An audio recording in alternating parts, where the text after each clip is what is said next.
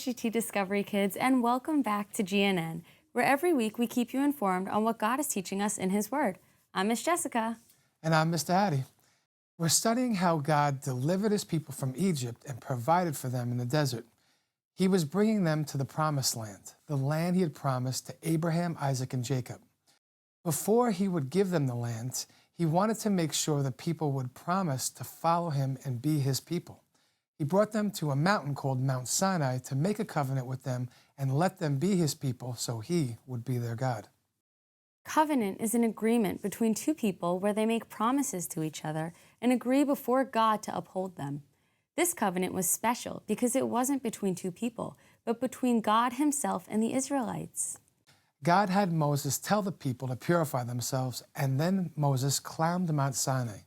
Once Moses and Joshua ascended the mountain, God began to give His law to Moses. God showed the people that it was Him who was speaking by setting the rocks on fire on top of the mountain. The very stone of the mountain was set aflames. God told Moses how He expected His people to live.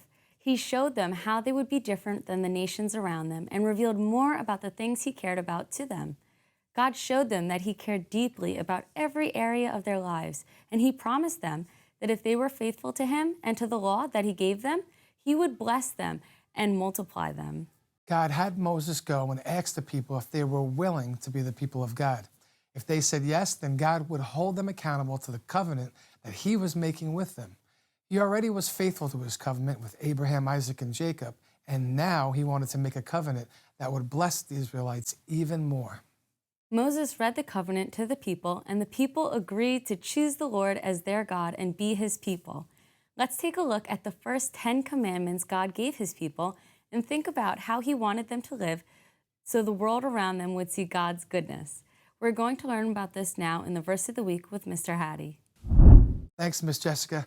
This week we're learning about the first 10 commandments that God gave His people, and here they are. You shall have no other gods before God. We only serve the Lord. You shall make no idols. We won't put anything before God. Don't take God's name in vain. No swearing, no misusing God's name. Keep the Sabbath. Remember, God rested, and so should we, once a week. Honor your father and mother. Show honor to those God has given to you. Don't murder. Never desire the destruction of another made in the image of God.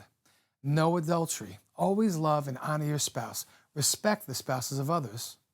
No stealing. Don't take things that don't belong to you. God will provide. No lying. Our mouths were made to tell the truth. Do not covet. Don't desire the things that are not yours. Trust God to bless you. As you can see, these rules are still very important today. God was trying to make a people that would be a blessing to Him and to the world around them. So take some time this week to memorize the 10 Commandments with your family. Well, that's all for the verse of the week. And now to our Animal of the Week segment with Miss Jessica. Thanks, Mr. Hattie. This week's animal lives underwater and makes its home in the stinging arms of an anemone. Do you know what it is? If you said the clownfish, then you're right. Clownfish get their name from the painted orange and white stripes they have. Clownfish are found in the Pacific and Indian Oceans. They can also be found in the Red Sea, which is the very sea that the Israelites crossed when they fled Egypt. Who knows? Maybe a clownfish saw them walking across the sea. Clownfish live in anemones, which have stingers to protect them. Clownfish are not hurt by these stingers because they secrete a mucus on their skin that protects them. Clownfish benefit from the anemones because the stingers of the anemone keep the other fish away, and the anemone benefits from the clownfish because the clownfish eats the parasites that grow on the anemone. You might even say that the clownfish and the anemone have a covenant to take care of each other.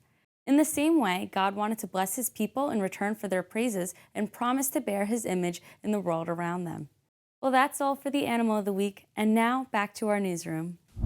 Well, that wraps up things here on the Gospel News Network. Thank you for joining us, and we look forward to seeing you again right here next week. God bless you, and remember, be blessed. And be a blessing.